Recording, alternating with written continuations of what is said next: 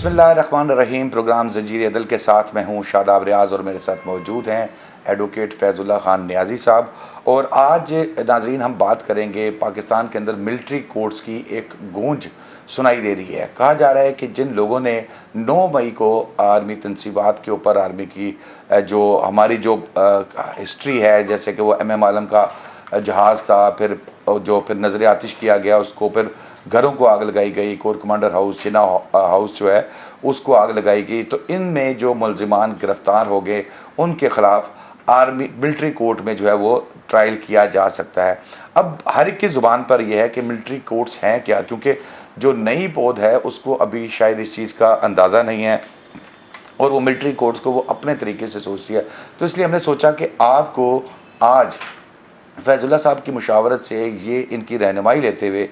इस पे हम बात करें कि ये मिलिट्री कोर्ट्स कैसे होती हैं, इनका तरीका कार क्या है, और कैसे ये कहा जा रहा है कि मिलिट्री कोर्ट्स को ख़त्म भी कर दिया गया था, इस पर भी बात करेंगे। जी अस्सलाम वालेकुम फैज़ुल्लाह। वालेकुम अस्सलाम। क्या फैज़ुल्लाह, ये बताइएगा कि जो मिलिट्री कोर्ट्स हैं ये क्या हैं, ये कैसे तश्कील दी जाती हैं और आइन के अंदर इसकी क्या गुंजाइश मौजूद है? देखिए, मिलिट्री कोर्ट्स आपकी जो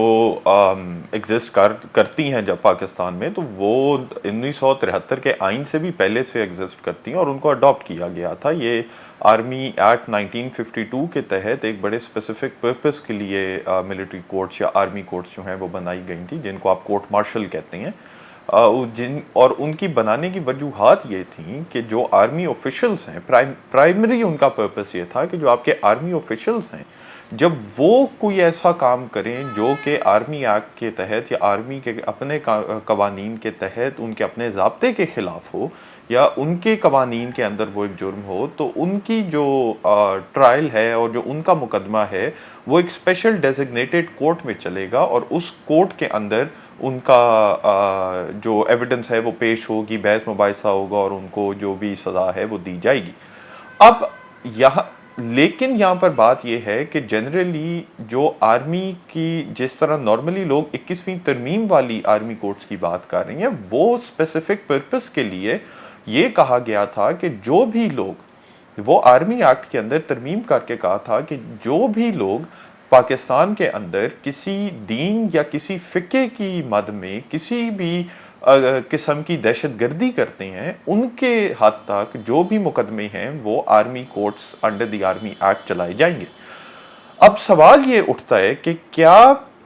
आर्मी की जो ये अदालतें हैं, ये आर्मी कोर्ट्स जिसको सादा ज़बान में कहा जाता है, क्या उनके अंदर किसी भी सिविलियन को मुजरिम करके और किसी सिविलियन का मुकदमा उसमें चलाया जा सकता है या नहीं चलाया जा सकता? सवाल अब हमारे सामने ये उठता है। तो देखें, आर्मी एक्ट के अंदर 1952 का जो आर्मी का एक्ट है उसके अंदर कुछ जगह दी हुई हैं जिसके अंदर उन्होंने कहा है कि आर्मी ऑफिशियल्स के अलावा भी, ये मैं सादा ज़बान में समझा रहा हूँ, कि उन्होंने कहा है कि आर्मी ऑफिशियल्स के अलावा भी कुछ ऐसी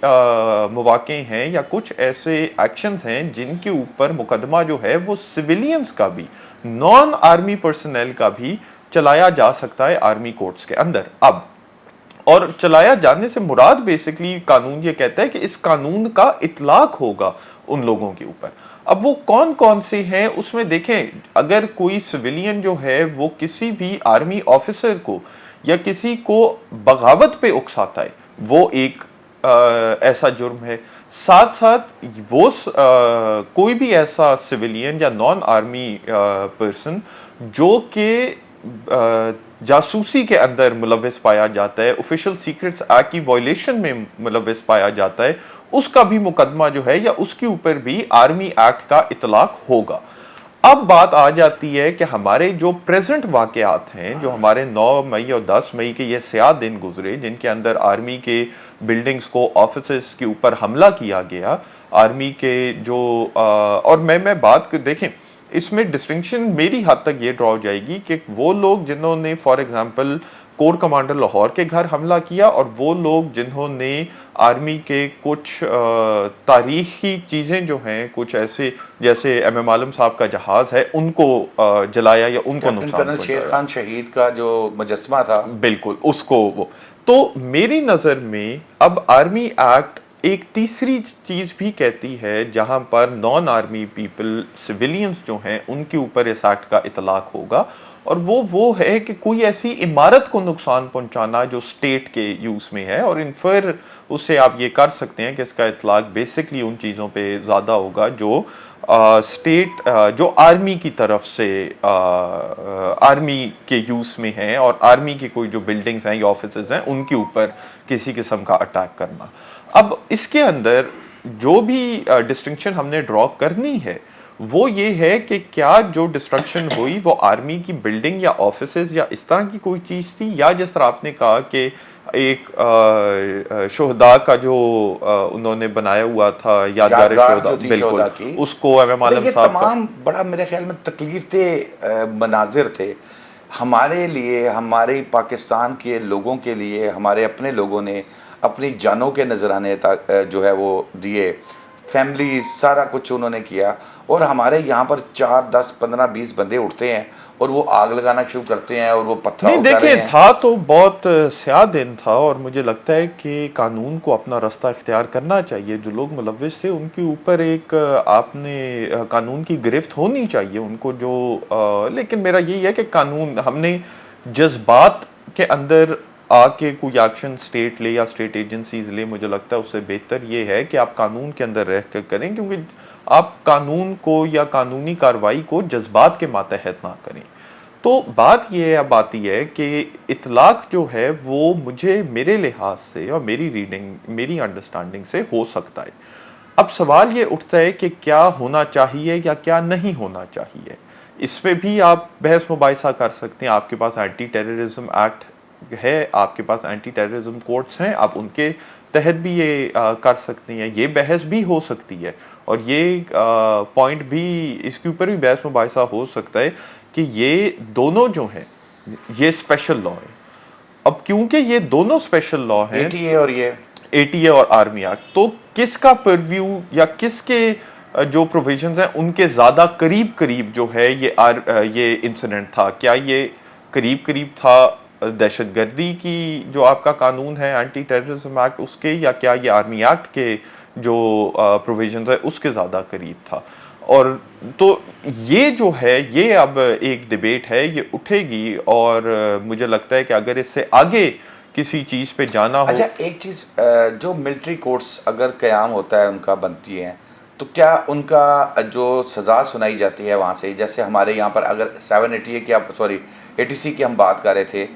اس کا تو آپ اپیل 2 رکنی بینچ لاہور ہائی کورٹ کا بھی کر سکتا ہے اپیل کی، پھر وہ سپریم کورٹ تک بھی جا سکتی ہے۔ ملٹری کورٹس میں کیا کوئی اپیل کی سہولت موجود ہوتی ہے؟ دیکھیں، اپیل کی سہولت تو موجود نہیں ہوگی، لیکن آپ کے پاس جہاں پر اپیل نہ ہو وہاں آرٹیکل 199 آئین کا ہائی کورٹ کے سامنے ریٹ کی آپ کو اجازت دیتا ہے، تو آپ اس طرف جو ہے وہ لے کے جا سکتے ہیں۔ اور یہ پہلے بھی کچھ جب یہ 2015 والی ملٹری کورٹس ہماری بنائی گئی تھیں تو ان کے بعد بہت زیادہ لوگوں کے جو مقدمات کے اوپر جو ان کو سزائیں ہوئی تھیں ان کو سسپینڈ کر دیا تھا پشاور ہائی کورٹ نے، اور پشاور ہائی کورٹ نے جج تو وی ہیو اے پریسیڈنٹ جو یہ کہتا ہے کہ اس طرح کی چیز عدالت میں لائی جائے گی تو عدالت مس کیریج آف جسٹس کو مد نظر رکھتے ہوئے اس کی سسپینشن کر سکتی ہے، اور اس کے اوپر اپنا جو جورسڈکشن ہے ریٹ جورسڈکشن وہ ازیوم کر سکتی ہے۔ تو اس حد تک ہمارے عدالتوں کے پاس یہ ہے یہ چیز، لیکن اس کے اندر بھی واضح کر دوں میں کہ دیکھیں جو ڈفرینٹ فورمز ہوتے ہیں یا جو ڈفرینٹ جورسڈکشنز ہوتی ہیں عدالت میں، اس ہر جورسڈکشن میں عدالت کے پاس پاور جو ہے وہ مختلف ہوتی ہے۔ جیسے کہ اب ہمیں پتہ ہے کہ ریویو کے اندر بہت لمیٹڈ پاور ہوتی ہے، بالکل ہی ایک چھوٹا سکوپ ہوتا ہے عدالت کا۔ اس کے بعد ریٹ ہے جو ریٹ آف سرشیوراری ہے، جس کے اندر عدالت جو ہے وہ ذرا تھوڑا سا بڑھا کر دیکھ لیتی ہے، صرف مس کیریج آف جسٹس یا پھر جو ہے وہ جورسڈکشن لیک آف جورسڈکشن والی چیزیں دیکھ لیتی ہے۔ اپیل جو ہے اس کا پرویو سب سے زیادہ ہوتا ہے، جس کے اندر ایویڈنس جو شواہد نیچے پیش کیے جاتی ہیں ان شواہد کی بھی اسکروٹنی پھر جو ہے وہ اپیلیٹ کورٹ ایک دفعہ دیکھتی ہے۔ اب بات یہ ہے کہ ان چیزوں کے اندر اس آرمی کورٹس کے بعد کے اندر مقدمہ اگر آپ کرتے ہیں اس کے بعد آپ ریٹ والی آپ جو ریمیڈی ہے اس کی بات کریں بھی صحیح، لیکن ایک بات جو ہے جو بڑی ضروری ہے دیکھنے والی وہ یہ ہے کہ ریٹ کے تحت جو آپ کی جورسڈکشن قائم ہوتی ہے ہائی کورٹ کی کسی نچلی عدالت کی یا کسی ایگزیکٹو اتھارٹی کا ایکشن جو ہے اس کو ریویو کرنے کی یا اس کو ایک دفعہ اس کو جوڈیشلی ریویو کرنے کی، اس کا سکوپ لمیٹڈ ہوگا کمپیئر ٹو این اپیل۔ وہ کیسے؟ کیونکہ ریٹ جورسڈکشن کے اندر عدالت شواہد کو پھر سے اسکروٹنائز نہیں کرتی، وہ اپیل میں کرتی ہے۔ تو جب آپ کہتے ہیں کہ اپیل پرووائڈڈ نہیں ہے لیکن آپ ریٹ میں جا سکتے ہیں، وہ بے شک ایک آپ کے پاس ہائر فورم پہ جانے کی ریمیڈی اویلیبل تو ہے، لیکن اس کا پرابلم یہ ہے کہ کیونکہ وہ اس ریمیڈی کے اندر اپریزل آف ایویڈنس نہیں ہے، شواہد پھر سے اسکروٹنائز نہیں کرے گی عدالت، تو وہ اتنی کھلی یا اتنی بہتر ریمیڈی نہیں قانون کے اندر جس طرح اپیل کی ریمیڈی پرووائڈڈ ہوتی ہے۔ تو یہ ایک اینگل اس سارے کو ایک تھوڑا سا مجھے یہ رہنمائی کر دیں کہ جیسے فار ایگزامپل کسی کو ملٹری کورٹ سے سزا ہو گئی، وہ ریٹ میں چلا جاتا ہے ہائی کورٹ میں، تو کیا جو ہائی کورٹ ہے وہ اس کی سزا سسپینڈ کر سکتی ہے جیسے نارمل اے ٹی سی کے کیسز میں کرتے ہیں؟ کر سکتی ہے، اور میں یہی کہا کہ پہلے پشاور ہائی کورٹ کے بھی ہمارے پاس اس طرح کے پریسیڈنٹس موجود ہیں، لیکن بات یہ ہے کہ وہ سسپینڈ کرنے کے لیے عدالت کیا دیکھے گی؟ ریٹ جورسڈکشن میں کیا عدالت جو شواہد پیش کیے گئے تھے آرمی ایکٹ کے اندر یا آرمی کورٹ یا کورٹ مارشل کے اندر، کیا ان شواہد کو دیکھا جائے گا؟ کیا ان سارے ایویڈنسز کو دیکھ کے دیکھا جائے گا کہ کیا یہ صحیح تھے یا غلط تھے؟ تو ریٹ جورسڈکشن کے اندر عدالت یہ نہیں کرے گی، وہ اپیل میں کرتی ہے۔ تو کیونکہ یہاں پر اپیل پرووائڈڈ نہیں ہے، صرف ریٹ پرووائڈڈ ہے، تو یہ ایک چیز ہے جو مد نظر رکھنی چاہیے سرکار کو اور ایجنسیز کو، کہ جب آپ اس کو اس سائیڈ پہ لے کے جا کے ان کی مقدمات چلائیں گے تو پھر ایک خدشہ یہ ہوگا یا ایک ڈر یہ رہے گا کہ کیا کسی کے ساتھ انصاف جو ہے، کسی کا انصاف ریسٹرکٹ تو نہیں کر دیا گیا، کسی کے ساتھ ناانصافی تو نہیں ہوگی۔ یہ ایک چیز دیکھنی بہت ضروری ہے، اور جو اب دیکھتے ہیں کہ بین الاقوامی سطح پر بھی اس فیصلے کے اوپر ایک آواز اٹھائی جا رہی ہے یا کہا جا رہا ہے کہ جی یہ غلط ہے یا یہ نہیں ہونا چاہیے یا اس کو دیکھا جائے، وہ سارا جو ہے وہ اسی لحاظ سے دیکھا جا رہا ہے کہ آپ اگر ایک اس طرح کے جو جوڈیشل پروسیس ہے، ایک آلٹرنیٹیو جو آپ کا جوڈیشل پروسیس ہے، اس کی طرف اس سارے کو لے جائیں گے، تو پھر کیا یہ کوئی کسی قسم کا جو مس کیریج آف جسٹس یا ایک انجسٹس جو ہے وہ تو نہیں کمٹ ہو جائے گی ان لوگوں کے خلاف جن کا مقدمہ چلایا جا رہا ہے؟ تو یہ ہے ایک اور چیز یہاں پر ویسے شدابی میں اب خیال مجھے آیا، وہ یہ بھی ہے کہ اگر آپ نے کسی کے خلاف ایف آئی آر 780A کی اینٹی ٹیررزم ایکٹ کی کاٹی ہے، تو پھر آپ نے یہ بھی دیکھنا ہے کہ کیا آرمی ایکٹ کے اندر جو آپ کا مقدمہ ہے وہ اینٹی ٹیررزم ایکٹ کا مقدمہ کے اندر رجسٹرڈ مقدمہ دیکھ سکتی ہے یا نہیں دیکھ سکتی۔ یعنی کہ ایک عدالت جس کا مقصد آرمی ایکٹ کے تحت مقدمے دیکھنا ہے، کیا وہ مقدمے دیکھ سکتی ہے ان کو جو کہ اینٹی ٹیررزم ایکٹ کے تحت درج کیے گئے ہیں؟ اس کے لیے مجھے لگتا ہے کہ اگر تو یہ چلانا ہے اور اینٹی ٹیررزم ایکٹ والی جو ایف آئی آر ہے یا اینٹی ٹیررزم ایکٹ کی جو آپ کی وہ ہے جو بھی اوفینسز ہیں، جرائم ہیں، ان کو آپ نے آرمی کورٹس کے اندر لے کے جانا ہے یا کورٹ مارشل میں لے کے جانا ہے، تو پھر اس کے لیے آپ کو ترمیم کرنی پڑے گی اور آپ کو جورسڈکشن دینی پڑے گی کچھ یہ ایک اسپیشل قسم کی کورٹ مارشل کو یا آرمی ایکٹ کے اندر جو عدالتیں ہیں ان کو، کہ وہ اینٹی ٹیررزم ایکٹ کے تحت بھی بنی ہوئی عدالتوں بنی ہوئی اینٹی ٹیررزم ایکٹ کے جو جرائم ہیں ان کو بھی وہاں پر مقدمے میں لے کے جا سکیں۔ تو یہ ایک چیز ہے، یہ مجھے لگتا ہے کہ یہ بعد میں قانونی طور پر بریک لیتے ہیں، تو بریک کے بعد آ کے ایک اور امپورٹنٹ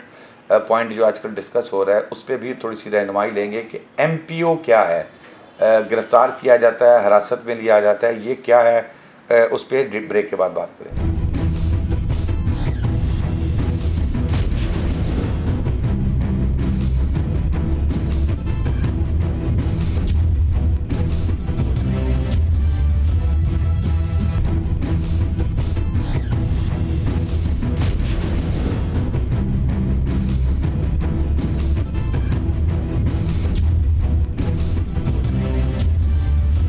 ویلکم بیک ناظرین، اور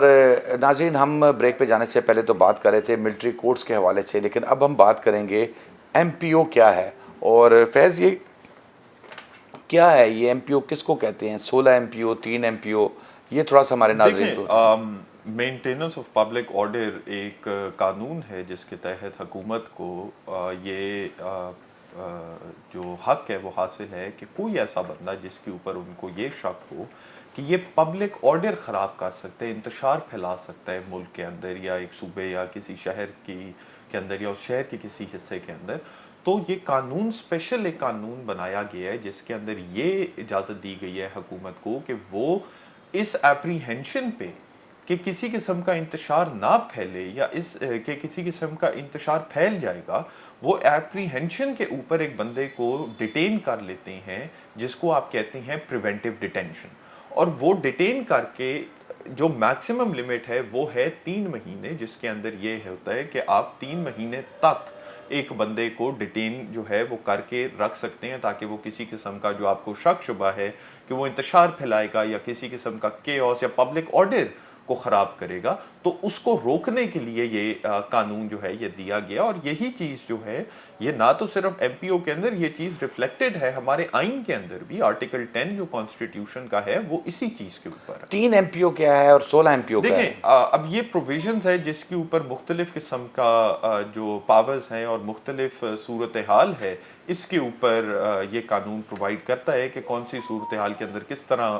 آپ پریونشن یا وہ کر سکتے ہیں، ڈیٹینشن کر سکتے ہیں، اور کس طرح کون سے میں آپ کس صورتحال میں آپ کیسے کر سکتے ہیں۔ یہ ایک ڈفرینشیٹنگ جو فار ایگزامپل جو 3 ایم پی او ہے وہ یہی ساری اور بڑا ایک ڈیٹیلڈ اس کے اندر پروویژن موجود ہے قانون کے اندر جو یہ کہتا ہے کہ جہاں پر پبلک آرڈر خراب ہونے کا ایک خدشہ ہوگا وہاں پر حکومت، اب اس میں ایک چیز جو ضروری ہے